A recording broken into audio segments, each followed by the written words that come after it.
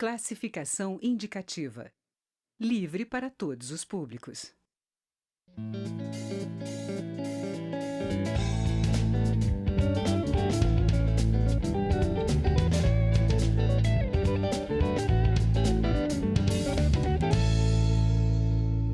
Olá.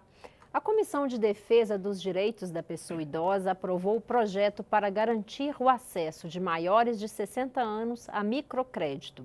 O objetivo é estimular os empreendedores entre esse grupo etário. O deputado Hélder Salomão, do PT do Espírito Santo, é o autor da proposta e é o nosso convidado aqui no Palavra Aberta. Eu sou Daniela André e este programa é uma produção conjunta da Rádio Câmara e da TV Câmara.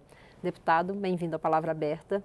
Eu que agradeço a oportunidade de falar mais uma vez sobre um tema tão importante que é empreendedorismo, né, e pessoa idosa que tanto precisa de respeito e valorização. Pois é, deputado, há algum tempo atrás nós gravamos aqui no Palavra Aberta, a gente conversou sobre quando o senhor apresentou esse projeto. Isso. E agora ele foi aprovado pela primeira comissão. O que foi negociado, o que teve de modificação na comissão? Bom, olha, para nós uma felicidade grande a aprovação desse projeto, porque ele tem agora mais um desafio que é ter aprovação na Comissão de Finanças e Tributação, onde ele já tramita, na sequência CCJ, e se aprovado, né, vai para o Senado. Quando apresentamos o projeto, eu até expliquei aqui que eu me inspirei em situações do cotidiano, em especial numa moradora da minha cidade, onde eu fui prefeito em Cariacica, no Espírito Santo. Ela procurou uma agência bancária, teve a negativa da instituição bancária porque tinha mais de 60 anos.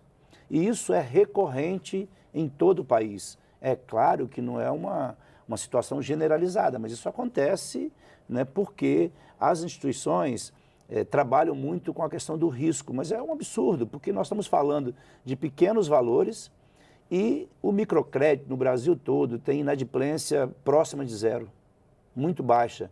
E os idosos, né, são pessoas que têm experiência, que têm responsabilidade, que têm uma visão de vida e que se procuram o microcrédito após essa idade é porque de fato querem continuar sendo úteis, produtivos, empreendedores.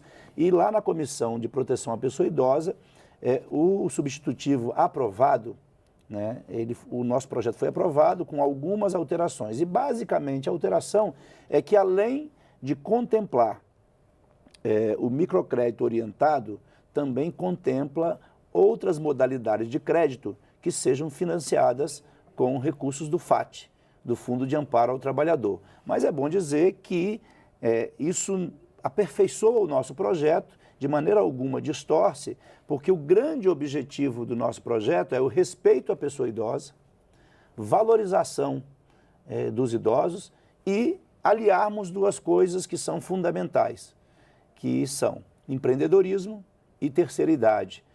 Nós temos hoje, segundo dados do SEBRAE, é interessante a gente destacar isso, que nós temos no Brasil aproximadamente, um censo de 2010, há 7 anos atrás, mais de 17 milhões de pessoas, mais de 21 milhões de pessoas empreendedoras no Brasil. Então o Brasil é um país com vocação empreendedora e uma parte considerável desses empreendedores são empreendedores acima de 60 anos. Com a melhoria da qualidade de vida no Brasil e com a expectativa de crescer cada vez mais a média de vida dos brasileiros, a expectativa de vida dos brasileiros, nós teremos cada vez mais pessoas empreendendo na terceira idade. E é importante, né, porque as pessoas que estão na terceira idade têm 3 coisas fundamentais, que muitas vezes não, né, os adolescentes, os jovens, até os adultos não têm. A primeira, ele tem o conhecimento. Então, ele tem o saber que acumulou durante a sua vida. A segunda coisa importante é a habilidade. Ele desenvolveu ao longo da vida, então ele não só tem o conhecimento, como ele sabe fazer, ele tem habilidade para fazer. E a terceira coisa é a atitude. Né? Uma pessoa que tem experiência, que tem conhecimento, ela tem atitude. E neste caso, quando o idoso procura, né, uma instituição bancária, ele não está procurando para dar o calote.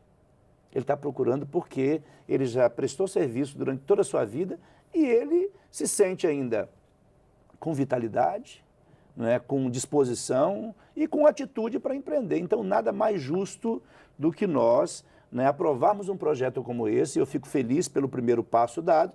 Vamos trabalhar agora para que ele continue sendo discutido no âmbito das outras comissões e a gente faça justiça à pessoa idosa no Brasil, né?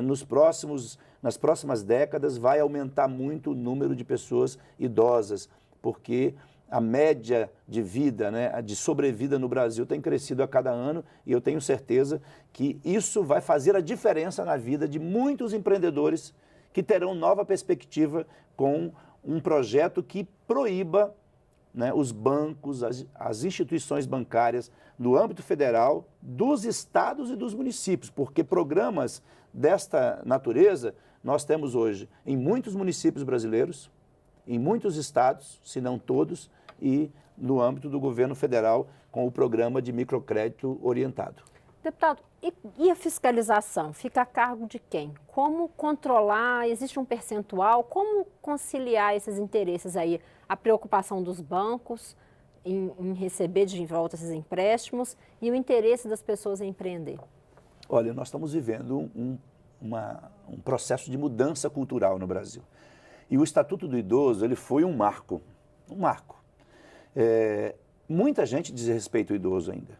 Como desrespeita, né, a criança, desrespeita o adolescente, desrespeita as pessoas que têm orientações sexuais diferentes. Então, assim, há um desrespeito e, infelizmente, ainda falta tolerância. Né? Há desrespeito até se uma pessoa pertence a uma igreja e a outra igreja. Até quando se torce para um time de futebol diferente, às vezes as pessoas não respeitam. Então, nós temos que passar por um processo de mudança. E eu vejo que o Estatuto do Idoso ele foi um marco.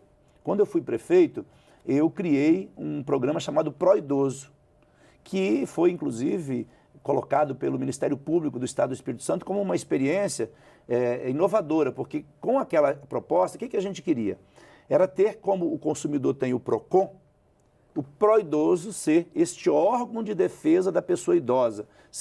O pró-idoso seria um espaço, né, com assessoria jurídica para nós termos uma ação concreta, né, em defesa da pessoa idosa. Quando o idoso se sente violado nos seus direitos, ele poder procurar este órgão.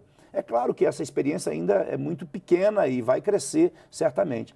O que eu acho fundamental, se nós aprovarmos uma lei como essa, um projeto como esse, nós teremos mais uma ferramenta, mais um instrumento para, né, procurar os órgãos, né, competentes, procurar o Ministério Público, a Justiça, né, até o PROCON, porque, na verdade, isso também tem a ver com a defesa do consumidor, que quer ter acesso a bens e serviços e a financiamentos e não tem. E ele poder invocar o Estatuto do Idoso, né, para que ele seja cada vez mais respeitado. Eu creio que, com o passar do tempo, nós teremos uma mudança importante na atitude dos brasileiros e na atitude das pessoas de todo o planeta, porque não é possível que nós vamos continuar desrespeitando o idoso. Então, infelizmente, a gente precisa de uma lei. O ideal seria o quê? Que nós tivéssemos, né, consciência de que o idoso precisa ser respeitado independentemente da lei.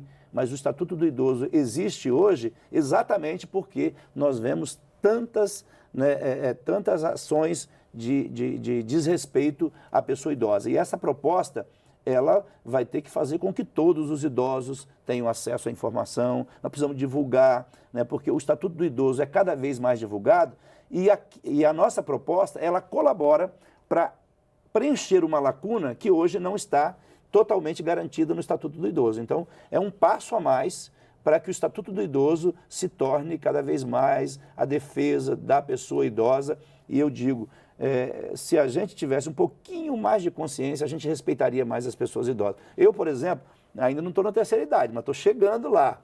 E eu vejo o quanto hoje eu sou uma pessoa melhor, com mais conhecimento, com mais experiência, com mais habilidade, com mais atitude, e assim é com todos nós. Então, é fundamental que nós tenhamos, né, legislações que punam aqueles que não respeitarem os direitos, todos os direitos, mas neste caso em especial o direito do idoso, da idosa, que quer continuar contribuindo com o nosso país, empreendendo. Né? Imaginemos aí já tantos empreendedores que estão atuando no nosso país. Se você cria condições para a pessoa ter acesso ao crédito, isso potencializa as ações empreendedoras. Eu pude notar isso de perto, né?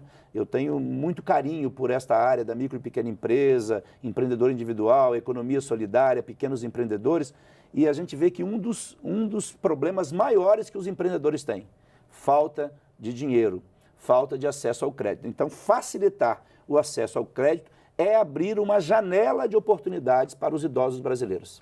Deputado, nosso tempo chegou ao fim, agradeço a participação, desejo sucesso aí na tramitação do projeto para que a gente tenha esse atendimento adequado a esses empreendedores. Com certeza, e nós vamos trabalhar para aprovar na CFT, na CCJ e depois no Senado e assim fazer justiça a todos os idosos do nosso país, que são empreendedores e pessoas que já fizeram tanto por todos nós. Obrigada, deputado. Eu sou Daniela André e este é o Palavra Aberta. Conversei hoje com o deputado Hélder Salomão, do PT do Espírito Santo, sobre microcrédito. Obrigada a você que nos acompanhou pela Rádio Câmara e pela TV Câmara. Você encontra esta e outras entrevistas em nossa página na internet, câmara.leg.br/palavra aberta. Obrigada e até mais.